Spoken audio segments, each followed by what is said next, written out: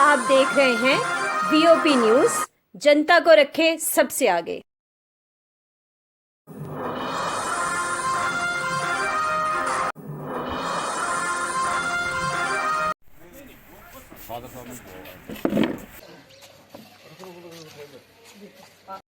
मतलब ये है कि बच्चों का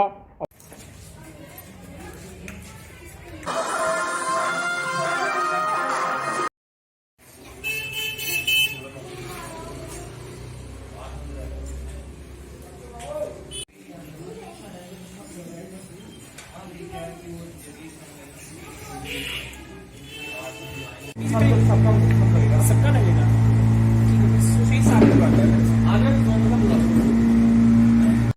जी आज वार्ड नंबर 12 में आयुष्मान भारत जी का कैंप जो लगाया, यहाँ पे हमारे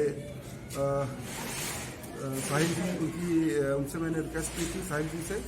आज उनकी तरफ से यहाँ पे एक लड़के को यहाँ पे भेजा और कंटिन्यू यहाँ पे कैंप लगा हुआ है। और प्रधानमंत्री नरेंद्र भाई मोदी जी का जो सपना है, जहाँ जम्मू कश्मीर में जो लॉन्चिंग हुई है कि हर एक व्यक्ति का, बच्चे से लेकर बुजुर्ग तक जो जहाँ पे हैं जम्मू कश्मीर में जितने भी नागरिक उनका आयुष्मान कार्ड बनना चाहिए।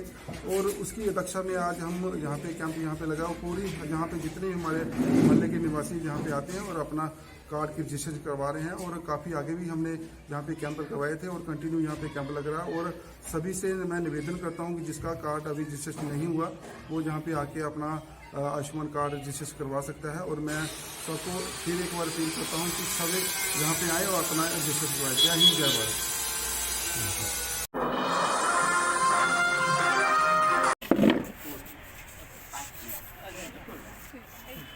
फिर क्या है?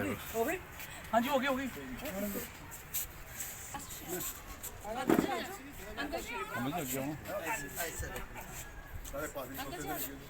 बस ठीक।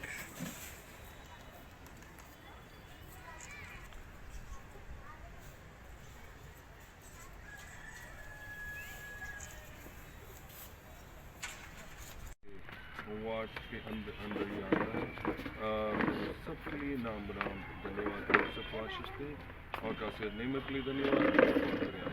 सारा काम जल्दी पूरा होने के लिए विनती करते हैं यीशु मसीह के नाम से। सबसे पहले मैं अपने वार्ड वासियों को, जम्मू कश्मीर वासियों को नववर्ष की बहुत बहुत विदाई देती हूँ। आज के दिन ही हमने वार्ड नंबर 7 में जो हमारी कैथलिक चर्च प्रेमनगर में है उसमें हमने एक काम स्टार्ट करवाया है जिसकी बहुत ही पेंडिंग डिमांड थी। आज उस डिमांड को जो है वो पूरा किया जा रहा है।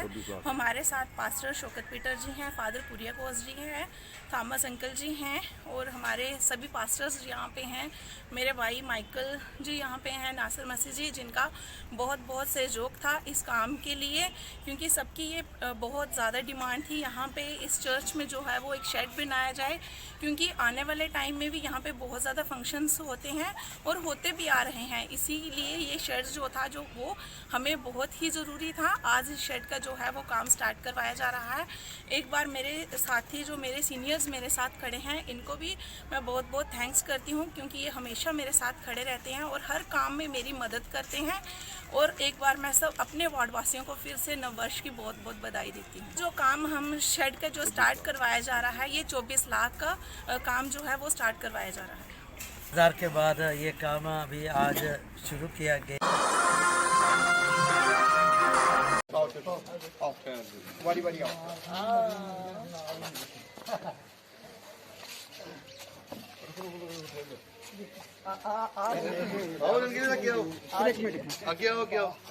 लेट होंगे तो यार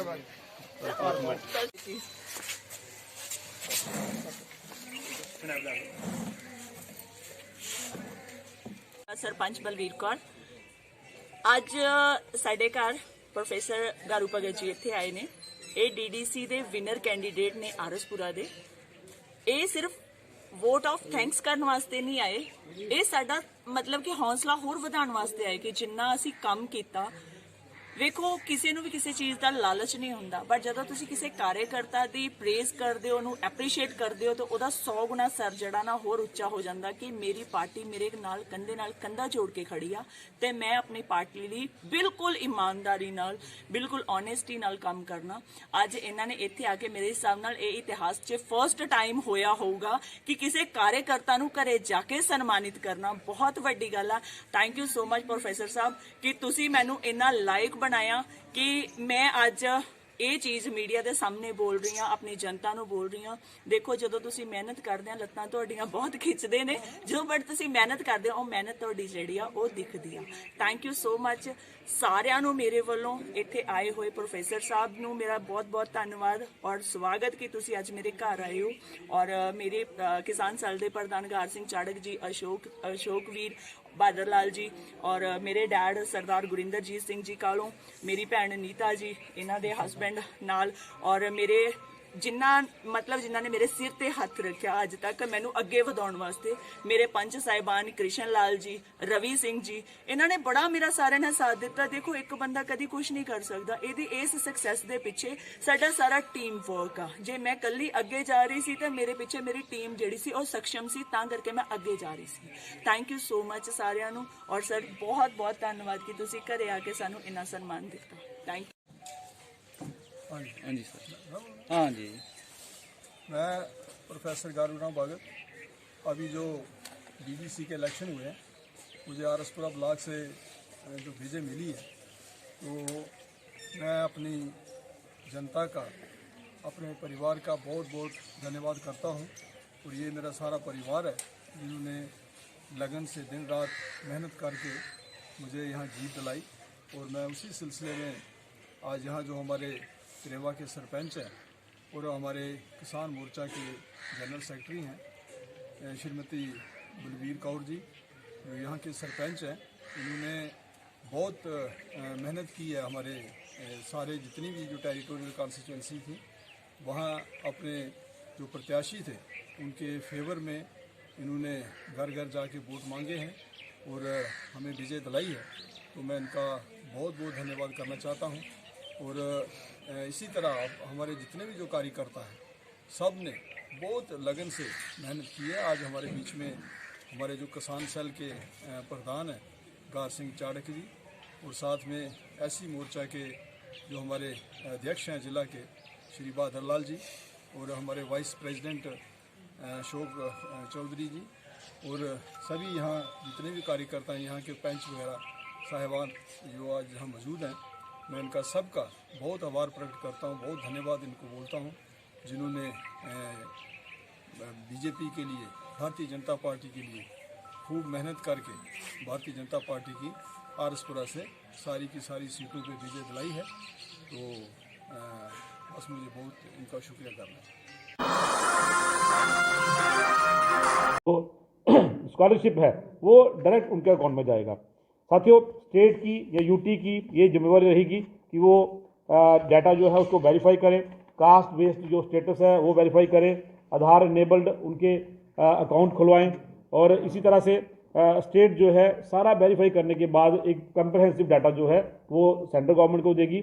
और वहाँ से डीबीटी के मोड पे, जैसे आजकल आप देख रहे हैं माननीय प्रधानमंत्री मोदी जी की सरकार में डिजिटल इंडिया के रूप में, चाहे वो किसान की निधि है, चाहे ओल्ड एज पेंशन है, कोई भी पैसा जो है सरकार गवर्नमेंट जो गरीबों को, जो किसानों को देती है वो डायरेक्ट उनके अकाउंट में आ रहा है।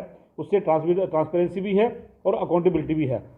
Belonging to the scheduled caste category, इनके लिए एक स्कीम जो है ये कई वर्षों से चली आ रही है, और लगभग इस स्कीम के तहत 4 करोड़ के करीब ऐसे स्टूडेंट जो हैं उनको अगले 5 साल में इसका लाभ होने वाला है, बेनिफिट होने वाला है। इस कैबिनेट ने टोटल जो इन्वेस्टमेंट है इस 5 साल के कार्यकाल में वो 59,048 करोड़ की होगी, जिसमें लगभग 60% हिस्सा जो है वो सेंट्रल गवर्नमेंट का होगा, जो कुल मिलाकर 35,534 करोड़ बनता है। और बाकी का जो 40% है वो केंद्र शासित प्रदेश हमारा जम्मू कश्मीर उनकी तरफ से दिया जाएगा। और ये 60% जो भागीदारी है सेंट्रल गवर्नमेंट की, इसके रहते हुए एक मेजर जो रिस्पॉन्सिबिलिटी है वो सेंट्रल गवर्नमेंट की इसमें आ जाती है। साथ ही इसी तरह पोस्ट मैट्रिक स्कॉलरशिप स्कीम जो है, इसमें जितने भी हमारे बच्चे जो हैं शेड्यूल कास्ट कम्युनिटी के अनुसूचित जाति के बच्चे, ज़्यादातर ये सामने आया है सभी रिसर्च में भी और सभी डाटा में कि 10वीं पास करते ही बच्चे जो हैं वो आगे की पढ़ाई जो नहीं करते हैं। और मुख्यतः ये पैकेज जो है मैट्रिक पास करने के बाद बच्चों को चाहे कोई टेक्निकल कॉलेज में जाना है, किसी एजुकेशनल इंस्टीट्यूशन में जाना है, हायर एजुकेशन परस्यू करनी है, उसी के लिए, ताकि 10वीं के बाद जो पैसे की कमी के चलते बच्चे पढ़ाई नहीं कर पाते हैं, ये पैकेज उस सभी को पूरा कवर करेगा। और सेंट्रल गवर्नमेंट की एक कमिटमेंट है अपने इस समाज के साथ, क्योंकि अगर आप पिछले लगभग 10 साल में देखें तो एक रिसर्च करके डाटा निकलता है जिसको हम बोलते हैं GER, जिसको ग्रॉस एनरोलमेंट रेशो बोलते हैं। ये रेशो जो है हमारी राष्ट्रीय स्तर रेशो से काफ़ी कम है अमंग शेड्यूल कास्ट। तो इस रेशो को लगभग ज़्यादा तो उससे राष्ट्रीय स्तर से नहीं कर सकते, लेकिन कोशिश रहेगी आने वाले 5 साल में ये GER जो है नेशनल लेवल पे आ जाए और जो बच्चे किसी भी कारणवश मैट्रिक के बाद पढ़ाई नहीं करते हैं वो हायर एजुकेशन परस्यू करें, और GER को राष्ट्रीय स्तर पर बराबर करने के लिए ये पैकेज जो है बड़ा इनकी हेल्प करेगा, बड़ी सहायता करेगा। इसमें जो डिटेल में अगर मैं बात करूं तो पूरा जो फोकस है वो होगा ड्रॉप आउट चिल्ड्रन को एनरोल करने का। जो बच्चे 10वीं के बाद निकल जाते हैं उनको एनरोल करेंगे। और जो इसका पैकेज है, जो स्कॉलरशिप के पैसे हैं, आपने देखा होगा कई स्कूलों में कई बच्चों की ये शिकायत रहती है कि उनको टाइमली पैसे नहीं मिलते हैं। तो फोकस यही रहेगा कि एक तो उनकी एनरोलमेंट होगी, टाइमली उनको पेमेंट होगी, एक कंप्रहेंसिव अकाउंटेबिलिटी रहेगी, चाहे उसमें वो स्कूल है, इंस्टीट्यूशन है, गवर्नमेंट का दायरा है जहाँ पे गवर्नमेंट के लोग, social welfare department, social justice and empowerment department, उनकी अकाउंटेबिलिटी रहेगी। और कंटिन्यूस मॉनिटरिंग एंड ट्रांसपेरेंसी, इसमें ये इन मुख्य जो मुद्दे हैं इन पे फोकस किया गया है। एक कैंपेन के तौर पर ये लॉन्च किया जाएगा जिसमें 10th के ड्रॉप आउट जो हैं उनको एनरोल किया जाएगा।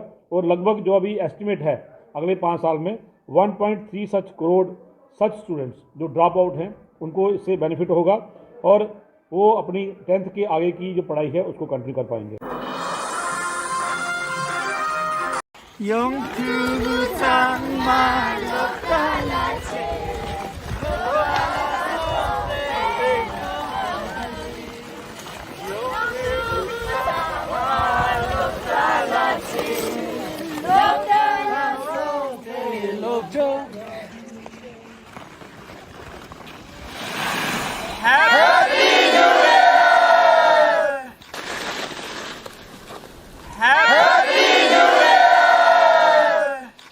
From the mountains of Ladakh, we wish you all Happy New Year indeed.